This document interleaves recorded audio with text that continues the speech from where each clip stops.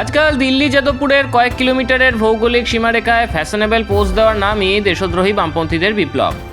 রাজপথের নির্দিষ্ট কিছু মোড়ে যখন দেখা যায় ইংরেজি মাধ্যমে পড়াশুনো করা কোটিপতি ঘরের বিলাসবহুল জীবনযাত্রায় অভ্যস্ত কিছু মুখ ছেঁড়া জিন্স পরে এসে বিপ্লবের নামে স্লোগান তুলছে, তখন স্পষ্ট হয়ে যায় যে এদের কাছে প্রতিবাদ আদতে কোনো লড়াকু আদর্শ নয়।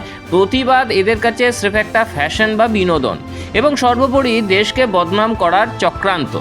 তথাকথিত এই সোশ্যাল মিডিয়া বিপ্লবীদের দল খেটে খাওয়া মানুষের প্রতিনিধিত্ব করার ভান করে বটে, কিন্তু বাস্তবে সাধারণ সাবঅল্টার্ন বা শ্রমজীবী মানুষের অভাব অনটনের সঙ্গে এদের দূর দূরান্ত পর্যন্ত কোনো সম্পর্ক নেই। রাম মন্দির আন্দোলনের এক একটা ইট এসেছিল দেশের প্রতিটা প্রত্যন্ত গ্রাম আর খেটে খাওয়া মানুষের হাত ধরে। বিপরীতে এই ড্রয়িং রুম বিপ্লবীরা এমন এক স্বার্থান্বেষী গোষ্ঠী যারা কখনো ছাত্র সেজে, কখনো কৃষকের ছদ্মবেশে, আবার কখনো জাতীয় সুরক্ষার বিরোধিতা করে কিংবা কাশ্মীরের বিচ্ছিন্নতাবাদীদের পক্ষে সুর মিলিয়ে রাজপথে নেমে পড়ে। ঠিক এই কারণেই আজকে কেন্দ্র সরকারের অন্যতম শীর্ষ নেতা তথা দেশের শিক্ষামন্ত্রী ধর্মেন্দ্র প্রধানের উপর এদের এত ক্ষোভ এবং ব্যক্তিগত আক্রোশ, কারণ তিনি এই সুশীল সুবিধাবাদী শ্রেণীর প্রতিনিধি নন। আজ এই ভিডিও সেই জনগণের নেতা ধর্মেন্দ্র প্রধানকে নিয়ে, শেষ পর্যন্ত সঙ্গে থাকুন। ধর্মেন্দ্র প্রধান হলেন সেই মাটি থেকে উঠে আসা মানুষ যিনি ছাত্রজীবন থেকে প্রতিটি স্তরে সংগ্রাম করে তার বর্তমান স্তরে উঠে এসেছেন। ওড়িশার এক প্রত্যন্ত কয়লা খনি অঞ্চলে তার জন্ম এবং বেড়ে ওঠা। সেখানেই সাধারণ স্কুল থেকে পড়াশুনো আর সেই মফস্বলের কলেজ থেকেই ছাত্র আন্দোলনে যোগদান। তারপর 1980-র দশকে তালচেরের সেই কলেজেরই ছাত্র সংসদ নির্বাচনে সভাপতি পদে জয়ের মধ্য দিয়ে গণতান্ত্রিক নির্বাচনী প্রক্রিয়ায় প্রবেশ। এরপর উৎকল বিশ্ববিদ্যালয় থেকে নৃবিজ্ঞানে স্নাতকোত্তর ডিগ্রি অর্জন করেন তিনি। স্নাতকোত্তর ডিগ্রি অর্জনের পরে অখিল ভারতীয় বিদ্যার্থী পরিষদের হোল টাইমার হিসেবে বেশ কয়েক বছর কাজ করার পরে তিনি যোগদান করেন ভারতীয় জনতা পার্টিতে। এরপর 2000 সালে ওড়িশার পাল লহরা বিধানসভা কেন্দ্র থেকে বিধায়ক নির্বাচিত হবার মধ্য দিয়ে প্রবেশ করেন সংসদীয় রাজনীতিতে। বর্তমানে তিনি ওড়িশারই সম্বলপুর লোকসভা কেন্দ্র থেকে নির্বাচিত সাংসদ। গণতান্ত্রিক প্রক্রিয়ার প্রতিটি ধাপে লড়াই করে জনগণের ভোটে জিতে তিনি নিজের অবস্থান তৈরি করেছেন।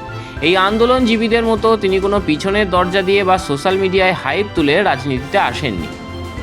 রাজনৈতিক জীবনের প্রতিটি ধাপ, ছাত্র রাজনীতি, রাজ্য রাজনীতি এবং পরবর্তীতে ভারতীয় জনতা পার্টির গুরুত্বপূর্ণ সাংগঠনিক দায়িত্ব সামলে আজ যিনি কেন্দ্রীয় ক্যাবিনেট মন্ত্রীর পদে অধিষ্ঠিত, তার এই দীর্ঘ উত্থানই ওই বিলাসী সুশীলদের চোখে একটা মস্ত বড় কাঁটা। কারণ ধর্মেন্দ্র প্রধান দেখিয়ে দিয়েছেন সাধারণ মানুষের জন্য প্রকৃত কাজ কাকে বলে। এর আগে কেন্দ্রীয় পেট্রোলিয়াম ও প্রাকৃতিক গ্যাস মন্ত্রকের দায়িত্বে থাকার সময় তিনি প্রধানমন্ত্রী উজালা যোজনার সফল বাস্তবায়ন ঘটিয়ে ভারতের কোটি কোটি দরিদ্র ও পিছিয়ে পড়া পরিবারের নারীর হেসেলে স্বল্প মূল্যে রান্নার গ্যাস পৌঁছে দিয়েছিলেন। আর বর্তমানে শিক্ষা মন্ত্রকের দায়িত্ব সামলানোর সময় তিনি সফলভাবে রূপায়ণ করছেন ভারতীয় ইতিহাসের অন্যতম যুগান্তকারী উদ্যোগ জাতীয় শিক্ষানীতি 2020, যে বামপন্থী ও তথাকথিত প্রগতিশীল বিপ্লবীরা বছরের পর বছর ধরে কেবল রাজনৈতিক স্বার্থে মাতৃভাষার দোহাই দিয়ে এসেছে, অথচ কাজের কাজ কিছুই করেনি। তারা যা কোনোদিন করতে পারেনি তা করে দেখিয়েছেন ধর্মেন্দ্র প্রধান। ডক্টর কে কস্তুরী রঙ্গন কমিটির সুপারিশকে পাথেয় করে দীর্ঘ সময় ধরে দেশ জুড়ে 2 লক্ষেরও বেশি পরামর্শ মতামত সংগ্রহ করে তিনি জাতীয় শিক্ষানীতির মাধ্যমে সকল স্তরের শিক্ষায় মাতৃভাষাকে অগ্রাধিকার দিয়েছেন। আজ এই ঐতিহাসিক নীতির ফলে ভারতের যে কোনো প্রান্তের একটা প্রত্যন্ত গ্রামের শিশুও নিজের মাতৃভাষায় প্রযুক্তিগত ও পেশাদার শিক্ষার সুযোগ পাচ্ছে। কিন্তু দুর্ভাগ্যবশত তথাকথিত ওবিসি সম্প্রদায় থেকে উঠে আসা এক জনগণের নেতার সাফল্য সহ্য করতে পারছে না একদল পেশাদার আন্দোলনজীবী। সম্প্রতি একটি দুর্ভাগ্যজনক ঘটনাকে কেন্দ্র করে যখন প্রশাসনিক দায়িত্ব স্বীকার করা হয়েছে এবং সরকারের তরফ থেকে প্রয়োজনীয় রেকটিফিকেশন বা সংশোধনের পদক্ষেপ নেওয়া হয়েছে, তখন সেই প্রশাসনিক বিষয়টিকে উস্কে দিয়ে সোজা ধর্মেন্দ্র প্রধানকে টার্গেট করা হচ্ছে কেন? উদ্দেশ্য খুব স্পষ্ট, ঘটনার সমাধান নয়, বরং একজন সাধারণ স্তরের থেকে উঠে আসা সফল নেতার বিরুদ্ধে ব্যক্তিগত এজেন্ডা চালানো। গত 1 দশকের ইতিহাস পর্যালোচনা করলে দেখা যাবে এই মুখগুলো আসলে একই। ইস্যু বদলায় কিন্তু আন্দোলনের মুখ বদলায় না। কখনো তারা কৃষকের পোশাকে, কখনো ছাত্রের ছদ্মবেশে, আবার কখনো সেনাবাহিনীর অপারেশন সিঁদুরের মতো জাতীয় সুরক্ষার অভিযানের বিরুদ্ধে আন্তর্জাতিক মঞ্চে দেশের বদনাম করতে এরা নেমে পড়ে। আসলে এরা বামপন্থী ছাতার তলায় থাকা একদল দেশ বিরোধী প্রফেশনাল আন্দোলনকারী, যাদের একমাত্র রুজিরুটি হলো আন্দোলনের নামে টাকা তোলা এবং যাদের মাথার ওপর কলকাঠি নাড়ে ডিপ স্টেট। এরা ভালো করেই জানে যে ধর্মেন্দ্র প্রধানের মতো একজন অনগ্রসর শ্রেণী থেকে উঠে আসা নেতা যদি দেশের শিক্ষা ব্যবস্থাকে মাতৃভাষা এবং ঐতিহ্যের শক্তিতে স্বাবলম্বী করে তোলেন, তবে এদের ভণ্ড বিপ্লবের দোকান চিরতরে বন্ধ হয়ে যাবে।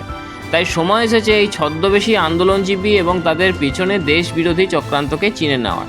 আসুন বিভ্রান্তিকর অপপ্রচারকে প্রত্যাখ্যান করে আমরা সত্যের পক্ষে দাঁড়াই এবং ধর্মেন্দ্র প্রধানের মতো মাটির মানুষ ও জাতীয় শিক্ষানীতির মতো প্রগতিশীল পদক্ষেপের হাতকে আরও শক্তিশালী করি।